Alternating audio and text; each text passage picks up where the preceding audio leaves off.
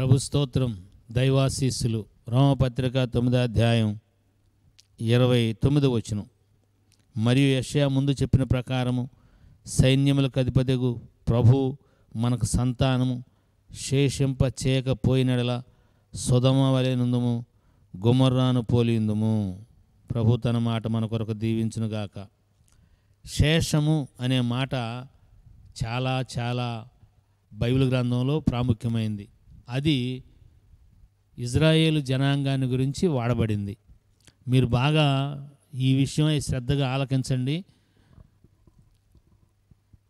అస్సలు ఇజ్రాయేలీని లేకుండా చేయాలని ఆది నుంచి అపవాది యొక్క ప్లాన్.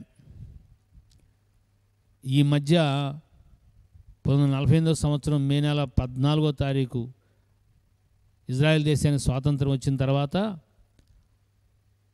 అరబ్ దేశాలు, ఇస్లామిక్ దేశాలన్నీ కూడగట్టినాయి.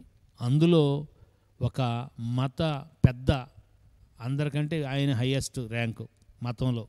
ఆయన ఏమన్నాడంటే, దేవుడు తప్పు చేయడు, కానీ ఒక తప్పు చేసాడు. అదేంటంటే ఇశ్రాయేలీని సృష్టించడం. ఆయన చేసిన తప్పును మనం సరిదిద్దుదాం, ఇశ్రాయేలీని మొత్తాన్ని చంపేసి ఆ తప్పును సరిచేద్దామని ప్రకటన చేశాడు. అసలు ఏమైపోయాడో కూడా తెలియదు, అతనేమైపోయాడో కూడా తెలియదు. అపవాది హిట్లర్లో ప్రవేశించి ఇజ్రాయెల్ మొత్తాన్ని లక్షల మందిని ఓచకోత కోసాడు. దేవుని పిల్లలారా, దేవుడు శేషము లేకుండా చేయట్లేదంట. ఎందుకు అలా జరిగిందంటే వారి దోషాన్ని బట్టి ఆ రీతిగా, ఇదిగో నీ రక్తం మా మీదను మా పిల్లల మీదను ఉండుగాక అన్నారు. వాళ్ళు ప్రధాన యాజకుల చేత, మిగిలిన పెద్దల చేత ప్రేరేపించబడి యేసయ్యకు వ్యతిరేకంగా నిలబడ్డారు. అక్కడ ఏమని రాయబడిందంటే, వారి కేకలే గెలిచెను. కొన్నిసార్లు మనకు వ్యతిరేకంగా కొన్ని కేకలు గెలుస్తాయి. దేవుడు అందుకు అనుమతి ఇచ్చాడు. వారి కేకలు గెలిచేటట్టుగా దేవుడు అనుమతి ఇచ్చాడు.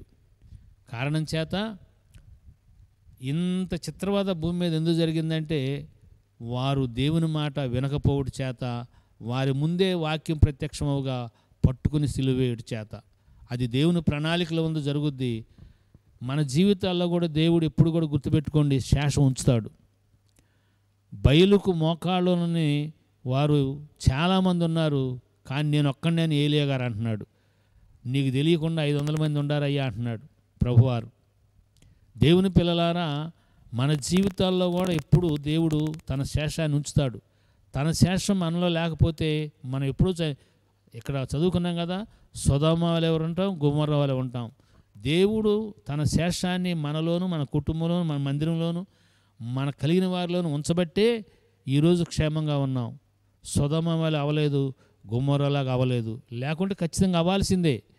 వాళ్ళకంటే మనమేం తక్కువ కాదు. ఇప్పుడు భూమి మీద జరుగుతున్న పాపం భయంకరం, మామూలుగా కాదు. చివరి దినాల్లో యెరూషలేమును గురించి సొదొమ వలె గొమొర్రా వలె ఉంటుందని ప్రభువు మాట్లాడారు. అట్లాగే ఉంటుంది. ఎక్కడ బీచ్లకి వెళ్ళి మేము వెళ్ళాం, ఎక్కడ బీచ్లకి వెళ్ళి అన్నీ నేకెడ్డే.